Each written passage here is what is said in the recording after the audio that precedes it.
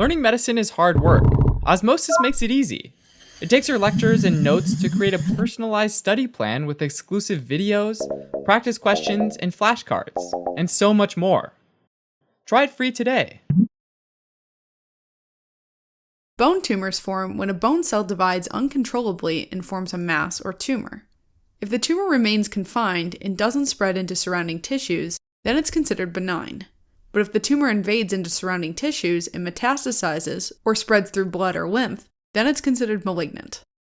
Malignant tumors can either be primary, which is when they arise from bone cells, or secondary, which is when a tumor developed somewhere else in the body, metastasized, and spread to the bones. The most common sources of tumor cells that affect the bones but start somewhere else in the body are the breast, prostate, the lungs, the thyroid, and the kidneys. Now, even though bones vary in size and shape, they're all made of the same types of cells. And chief among them are osteoblasts, which build up new bone, and osteoclasts, which help with bone breakdown or resorption. Now, in addition to these, there are some more primitive cells in the bone marrow, called human mesenchymal stem cells, and neuroectodermal cells, which have the ability to differentiate into many cell types, including nerve, fat, bone, and cartilage cells. Now, in terms of anatomy, looking at a long bone, like the femur, it has two epiphyses, which are the ends that contribute to joints with other bones. Between the two epiphyses is the diaphysis, also called the bone shaft. In children and adolescents, there is an additional narrow portion between the epiphyses and the diaphysis called the metaphysis. The metaphysis contains the growth plate, the part of the bone that grows during childhood. In adults, the growth plate has ossified and fused with the diaphysis and the epiphysis. Now, there are genes that promote normal cell growth called proto-oncogenes. With mutations, proto-oncogenes become oncogenes, and these overstimulate the cell growth. To balance out cell growth, there are other genes called tumor suppressor genes, which promote apoptosis or cell death of mutated cells. So oncogenes, or mutated tumor suppressor genes, allow cells to keep growing uncontrollably, resulting in tumors. Alright. Primary bone tumors can be divided up into ones that are most often benign and those that are most often malignant. Let's start with the most common benign tumor, which is an osteochondroma, and commonly affects males under 25 years of age. Osteochondroma is thought to arise from mutations in the exostosin 1, or EXT1, and exostosin 2, or EXT2 genes, which encode the exostosin 1 and 2 proteins. These proteins help to synthesize heparin sulfate, which is a protein that regulates the growth of the growth plate. So in osteochondroma, a tumor arises from the growth plate, and it typically results in a lateral bony projection. This bony stalk is called an exostosis, and it has a cap made mostly of hyaline cartilage. Now, osteochondromas typically develop in the metaphysis of long bones, most commonly the distal femur and the proximal tibia around the knee joint, but they can also occur in flat bones like the ilium, one of the hip bones, as well as the scapula. Another benign tumor is the giant cell tumor of the bone, quite a name.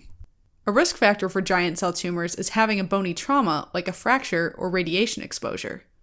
The tumor cells arise from osteoclast cells, but then develop into cells that have numerous nuclei, typically over 50 nuclei, so you can think of them as destructive little giants.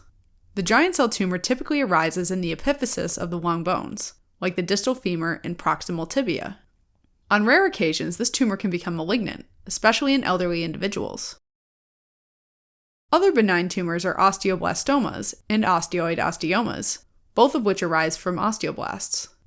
Both of these tumors classically form a nidus, which is a disorganized mix of small blood vessels, tiny rods of bone called trabeculae, and unmineralized bony tissue called osteoid. In osteoid blastomas, the nidi, which is plural for nidus, are large with a diameter of over 1.5 centimeters. In osteoid osteomas, the nidi are smaller than 1.5 centimeters in diameter and are often surrounded by a ring of sclerotic bone tissue. That ring of sclerotic tissue often produces prostaglandins, which are small molecules that trigger the sensation of pain. Osteoblastomas also tend to affect the bones of the axial skeleton, usually the mandible, and erode the surrounding bone. In comparison, osteoid osteomas typically affect the diaphysis of long bones like the tibia and don't usually erode the surrounding bone. Now, among malignant tumors, the most common one is osteosarcoma. Osteosarcomas arise from osteoblasts of different sizes, called pleomorphic, and these cells produce too much osteoid tissue. Osteosarcomas often form in the metaphysis where there's a lot of cell division occurring. They most commonly affect adolescents.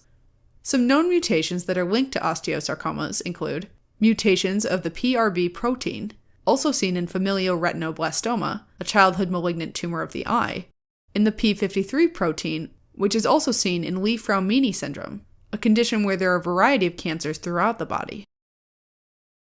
Another type of malignant bone tumor is Ewing sarcoma, which is also common in adolescents, typically between the age of 10 to 20 years. Ewing sarcoma is thought to arise from neuroectodermal cells, which look like small, round blue cells on microscopy. Ewing sarcoma is associated with chromosomal mutations, specifically a translocation between the EWSR1 gene on chromosome 22 and the FLI1 gene on chromosome 11. You can remember this by 22 plus 11 equals 33, the jersey number of the former basketball player Patrick Ewing. The EWSR1 FLI1 fusion results in the expression of an abnormal protein called, you guessed it, the EWSR1 FLI1 fusion protein, or more simply, the Ewing sarcoma protein. This protein causes defects in the differentiation process of human mesenchymal stem cell and neuroectodermal cells, resulting in Ewing sarcoma tumor cells. Ewing sarcoma can affect a number of different bones, but most commonly affects the femur and the sacrum. Finally, there are chondrosarcomas, which tend to affect the elderly. Chondrosarcoma arises from the chondrocytes, which are cartilage-producing cells. Chondrosarcoma mainly affects bones of the pelvis, but can also affect long bones like the proximal femur and proximal humerus.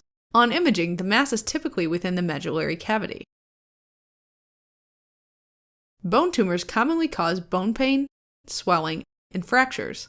Some unique symptoms are that the pain of osteoid osteoma typically gets worse at night, while osteochondromas and osteoblastomas sometimes press against spinal nerves, causing numbness and limb weakness. They can also cause avascular necrosis of certain regions within the bone if the tumor impinges on a major blood vessel. Malignant tumors typically cause a chronic inflammatory response, which leads to fever, night sweats, and weight loss. Bony tumors often metastasize to the lungs, so in that setting they can cause pulmonary symptoms like coughing and shortness of breath. The diagnosis of bone tumors starts with medical imaging, like X-rays, CT scans, and MRI imaging, or testing for serum tumor markers that are specific for each type of tumor. Some tumors also have some classic X-ray findings. For example, osteochondroma causes exostoses, while the giant cell tumor forms multicystic bone lesions that look like soap bubbles.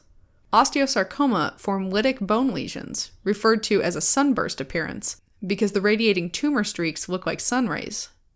Osteosarcomas also cause the periosteum to lift, and that's commonly called Codman's triangle. In Ewing sarcoma, X-ray shows lytic bone lesions referred to as an onion skin appearance, because the periosteum looks like a sliced onion bulb.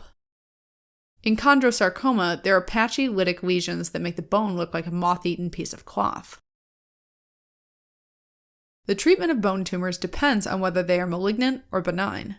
Benign tumors can be surgically removed to reduce pain and the risk of fractures, while malignant tumors are treated with radiotherapy, chemotherapy, and surgery, depending on the type and the spread of the tumor. Alright, as a quick recap.